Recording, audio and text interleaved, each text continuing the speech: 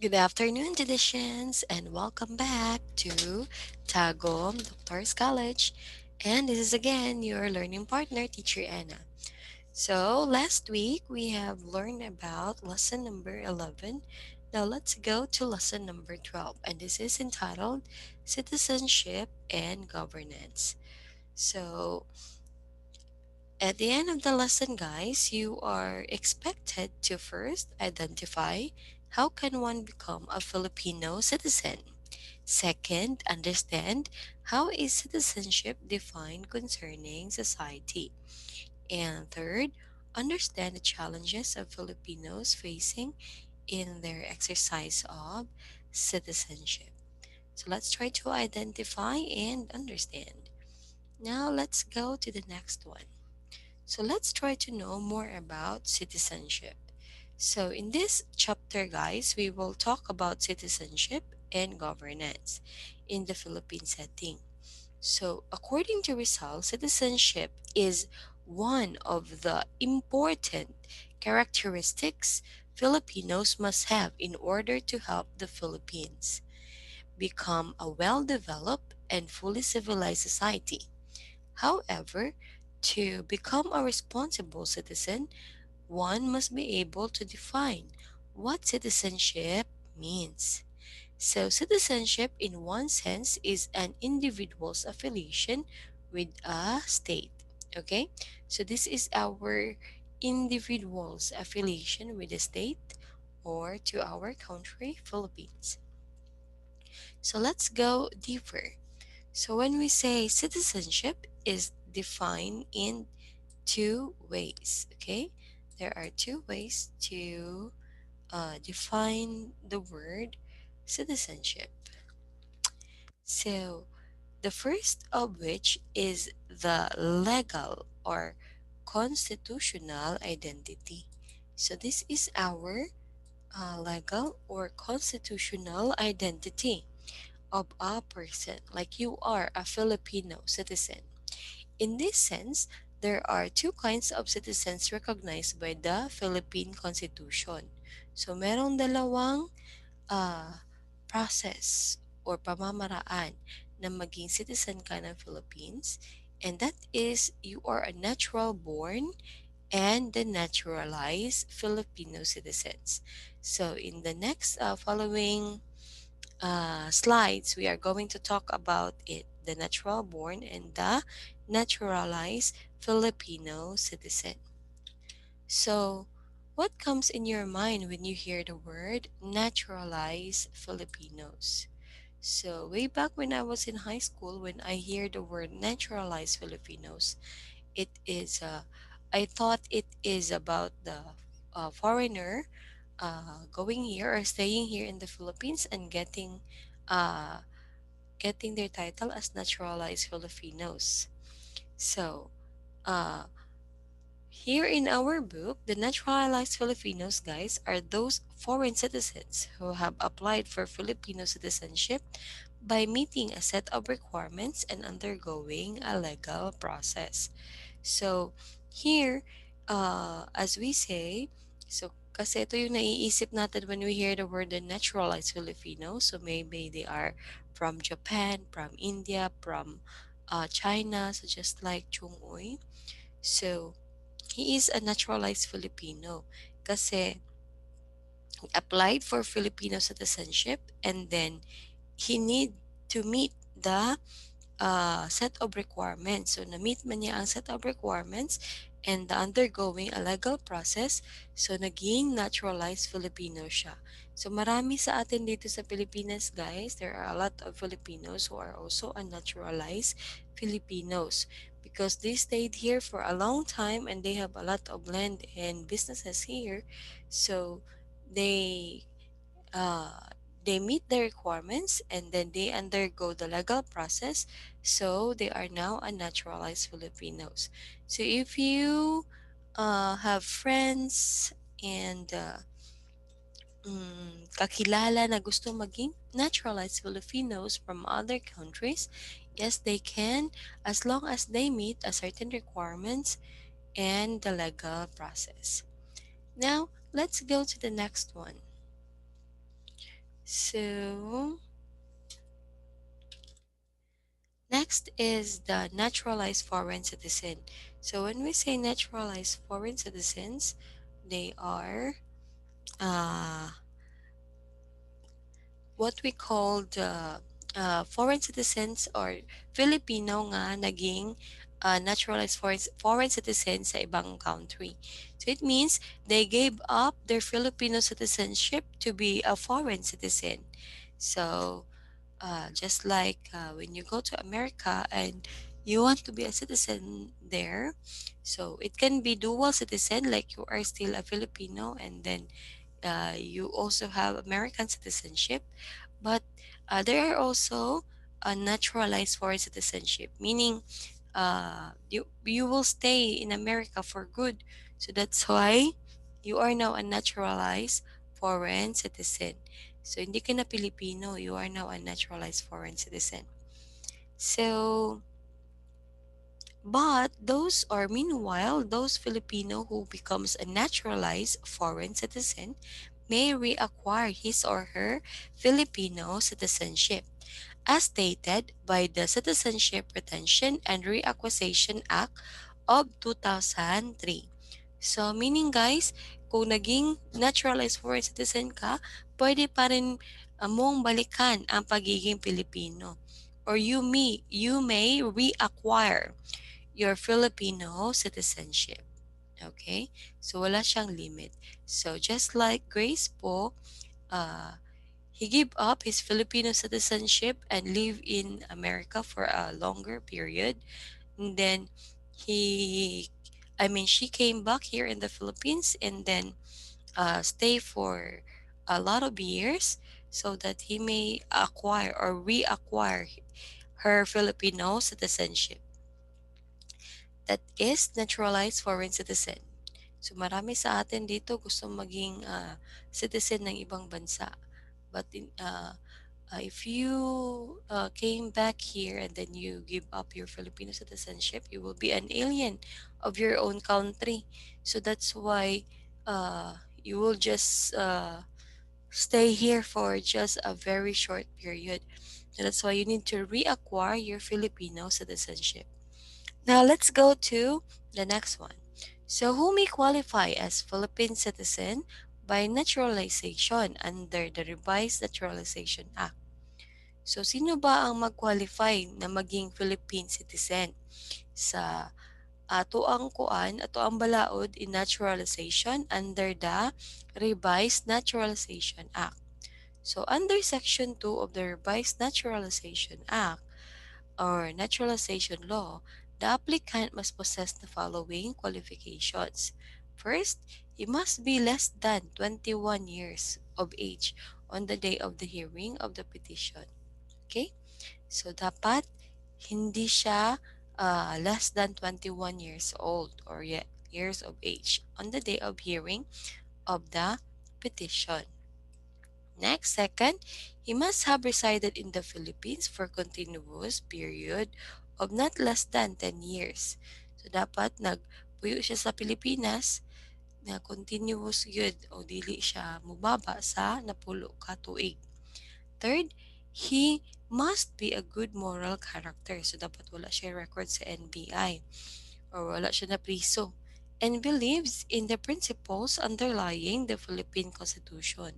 Nagatuo siya sa Philippine Constitution and must have conducted himself in a proper and irreproachable manner during the entire period of his residence in the Philippines in his relation with the constituted government as well as with the community in which he is living. So now let's go to the next one. So number 4, he must own real estate in the Philippines. So dapat napod siya yuta or real estate here in the Philippines worth not less than, so dapat dili siya less than 5,000 pesos. So, Philippine currency, dapat na po siya Philippine currency or must have some known lucrative trade. So, meron siyang business with lucrative trade or a profession or lawful occupation. So, maybe Dili siya nag-practice sa iyahang pagka-lawyer. Okay? Or even any profession or lawful occupation. Now, let's go to number 5. So, para maging naturalized Filipino ka, you must be able to speak or write English or Spanish or any one of the principal languages. Sixth, he must have enrolled his minor children of school age in any of the public or private school recognized by the Bureau of Public Schools of the Philippines, where Philippine history, government, and civics are taught or prescribed as part of the school curriculum.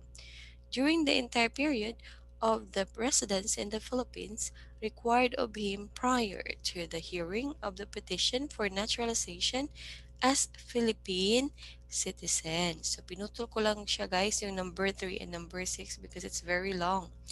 So, that's right guys. So, for number 4, kailangan mo magkaroon ng pag-aari. Kailangan mo magkaroon ng lupa na hindi bababa sa 5,000 pesos yung value. Dapat magkaroon ka rin ng Philippine currency or Philippine money. And then, or pwede ka rin magkaroon ng business dito or lucrative trade. And or pwede ka rin mag-exercise ng profession dito. Like for example, a lawyer or a doctor. And then, dapat meron ka ring lawful occupation. So, any of this is a must. And then, for number 5, dapat he must be able to speak. So, dapat marunong kang mag-English or any principal languages or Spanish. And then, for number 6, dapat magkaroon, yung mga anak mo is enroll mo sa school. Okay? So, dun sa school or public and private schools na recognize siya ng Bureau of Public Schools of the Philippines where ang ginatudlo dito, Philippine history, government, and civics are taught or prescribed as part of the school curriculum during the entire period of the residence in the Philippines. So, required of him prior to hearing of the petition for naturalized as Philippine citizen. So, dapat wala pa ang hearing, dapat na-enroll na nimo imong mga anak and they are schooling for maybe a lot of years prior to your hearing. Now, let's go to the next one. So, let's try to know how is it to be a Filipino citizen? So, paano ba or gaano ba kahalaga or how is it ba talaga to be a Filipino citizen? Uh, a lot of people would say that Filipino citizens are just born to be slaves, and even a lot of philosophers says that Filipino citizens are uh, ano, born to be poor. So I hope it's not. So Andrew Hewood in Key Concepts of Politics 2000 defines citizenship as a relationship between the individual and the state in which the two are bound together by reciprocal rights and duties. So the citizenship, it's also called citizens versus subjects and aliens.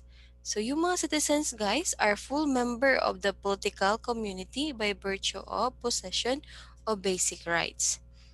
Okay? So tayo ay full member of our political community because of our virtue or possession of the basic rights. And we also have citizenship is linked to liberalism. So, private entitlement and the status of the individual as an autonomous actor. So, a lot of foreigners say that to be a Filipino citizen is very easy. Ang diri daw sa Pilipinas, dali lang daw kaayo nga dali lang daw kaayo mahimong Filipino citizen diri sa Pilipinas. So, now let's go to the next one.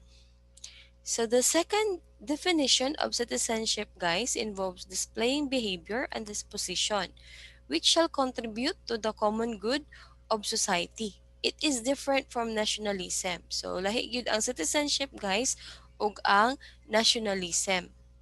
So lahi pud ang patriotism kasi ang citizenship ginaano man gud siya, ginadala siya or compare siya o same lang siya og meaning o gunahuna sa uban mga tao nga same lang og meaning ang citizenship, ang nationalism ug ang patriotism, which is wrong. Okay? So citizenship is different from nationalism and it's also different from patriotism in that it does not necessarily require the outright expression of political beliefs or social movements. However, all three concepts are needed to be embodied by all citizens in order to contribute to positive nation building. So, isa din sa mga kakayanan ng isang Filipino citizen guys or yung dapat na gawin niya is dapat ang ginagawa natin is for nation building or like for example you are schooling right now because you want to be a professional someday. So you begin your step as a professional, you are helping or you are also building the nation. Okay? Uh, that's why ano yun guys, paningkamot jud mo so that you can be a positive contribution to the country. That is one of the purpose of education. Now, let's go to the rights of a citizen. So ano ba ang ating mga rights guys? So first, we have the natural rights. Second, we have the constitutional rights. Third is the statutory rights. So here in the picture guys, as I include here the rights or liberty. So ang ating freedom, so marami tayong rights and marami tayong freedom. Freedom of speech, freedom of to acquire land. So, we also have pero ginabalanse ni siya guys sa ato ang responsibilities or duty.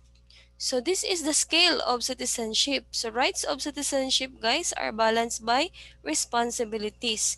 So, although we have a freedom, you need to be responsible with your own action. So, pwede ka mo patay og tao pero mapriso lang ka. Pwede ka mangawat pero mapriso lang ka. So that's why you need to balance it. So that's why a lot of people, a lot of us will really obey the law because this is our duty. Kasi kung hindi po nato ni siya sundon, you will be imprisoned. Now, let's have the next one. So the rights of citizen guys, first is the natural rights. So ang ating natural rights guys are inherent. So ato na siyang namana to man as a human being to be loved and be happy. So namana nato na siya at the same time kinahanglan jud na nato as a person or as a human being. Dapat we are loved and be happy. So uh, natay right to be loved and natay right to be happy. So ayaw mo kaselos kung ma-happy ang ubang tao o ma-feel love ang ubang tao. So yun nakaingog sana all because that is our natural rights. Okay? Now let's have constitutional rights. So constitutional rights are rights guaranteed under fundamental charter of country. So ang constitutional rights nato guys, mo ni siya ang mga balaod nun nga nadira naka-state tanan ang ato ang mga right as a Filipino. So just for example guys, ang Bill of Rights. So sa Bill of Rights guys, diri makita sa Article 3, Philippine Constitution ang ato ang mga constitutional rights. So it's also rights against unreasonable searches. So isa ana guys kay kanang dili pwedeng i-search sa inyo ang balay nga walay warrant of search or kanang dili ka pwedeng dakpon kung walay warrant of arrest. So that is our right. So that we also have rights safeguarding the accused. So that's why guys a lot of police would say nga dili pa jud ka guilty until proven by the court. So that's why we need to safeguard. Dapat bantayan na to og maigi ang mga accused. But because maybe napasanginlan lang sila, or yeah, maybe napasanginlan lang sila, or ano, kanang uh, they are not yet guilty. So that's why dapat protektahan sila ng ating balaod or the law. So now let's have the statutory rights. So rights provided by lawmaking body, right to receive minimum wage. So dapat magkaroon ta og minimum wage, that is our statutory right. Right to preliminary investigation, that is also a statutory right nato. Nga dili basta-basta nga ano ano ka, mahusgahan ka nga inani ka, because we need to conduct a preliminary investigation before you are accused. Okay, so that's why we need to have right to preliminary investigation. In the Philippine settings, in the Philippine setting, guys, there have been challenges to the exercise of citizenship.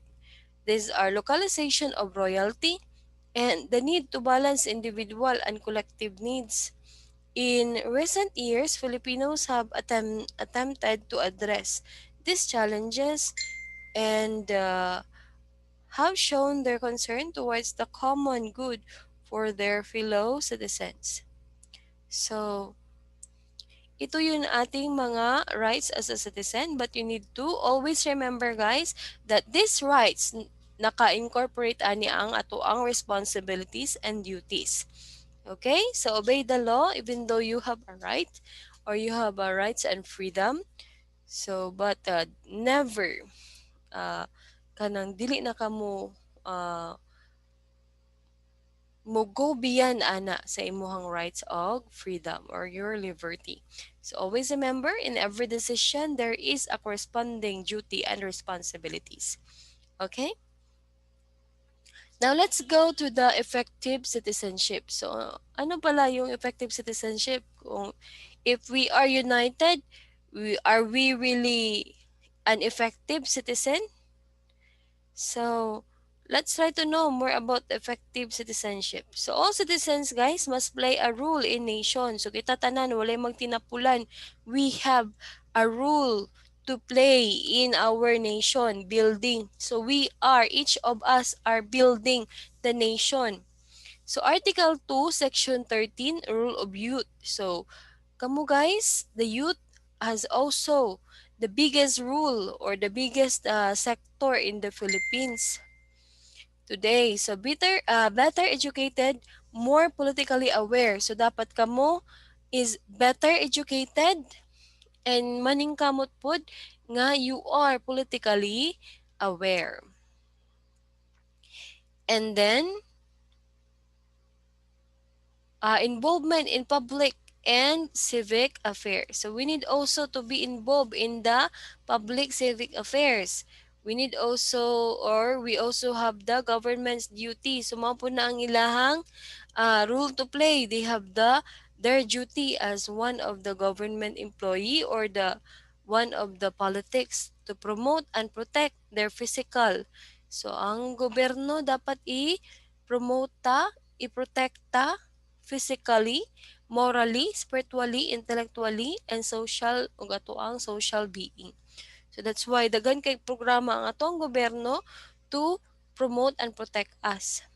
And then we need also to inculcate patriotism. So that's why ang gobyerno pod naningkamot nga na mga subject that talks about patriotism and nationalism, and then we need also to educate the youth. Okay? That's why we are educating a lot of citizens are Filipino citizens, and that's why ginahimo nag yung balaod nga dapat mo eskwela jud ang mga estudyante or ang mga bata. So from I think from 6 years old, 6 or 7 years old, should be sent in education or in a school 6 to 18. Yeah, 6 at least 18. So kasi if the parents doesn't send these children to school, they can also be kanang pwede sila ma-imprison kasi wala sila send sa ilang mga anak through education. So ang mahitabo nagkaroon og inefficiency sa as a citizen. So that's why pwede mapriso inyong mga parents kung dili mo pa eskwelahon. So that's why a lot of parents nga naningkamot jud para mapaeskwela ang ilahang mga anak because education is an also one way of effective citizenship or building, nation building. Now let's go to the next one. So who is a natural born Filipino citizen? So the natural born citizens, guys, are those who are citizens from birth without having to perform any act to acquire or perfect their Philippine citizenship. Just like me, or maybe a lot of you, are natural born Filipino citizen, meaning ako ang mama o ako ang papa are also natural born Filipino citizen. That's why I am a Filipino citizen. Okay? So those who elect Philippine citizenship in accordance with the Constitution shall be deemed natural-born citizens. So katong na tao, those who elect Philippine citizenship in accordance with the Constitution shall be deemed natural-born citizens. Okay? So a lot of us are natural-born citizen kasi Pilipino ang ating ina at saka ama. Let's go to the what are the modes of acquiring citizenship. Dito guys, I just add two. Okay? So there are two generally recognized modes of acquiring Philippine citizenship, namely by birth and by naturalization. So when we say by birth, just solely right of soil. So because we are born here, we have the right of soil, or we acquire this Filipino citizenship because we are born and raised here in the Philippines, and our parents are Filipino citizens. So, which is the legal principle that a person's nationality at birth is determined by the place of birth. So, in example, we have the territory of a given state. So, tungod kay gipanganak ko diri sa Tagum, by birth I am a Filipino citizen. We also have jus sanguinis or right of blood, so which is the legal principle that at birth an individual acquires the nationality of his or her natural parents. So tungod kay ako ang parents is also a natural born Filipino, so by birth I am a Filipino citizen. So the Philippines adheres to this principle. For number two, guys, is the naturalization. Mao na to ang gamit agbalaod. By naturalization, guys, which is the judicial act of adopting a foreigner and clothing him with the privileges of a native-born citizen. So by naturalization, guys, if you are a foreigner and residing here in the Philippines for a longer period of time, and then nakamit ka sa mga requirements and nakamit ka sa ano, legal process, then you can be, by naturalization, a Filipino citizen. It implies the renunciation of a former nationality.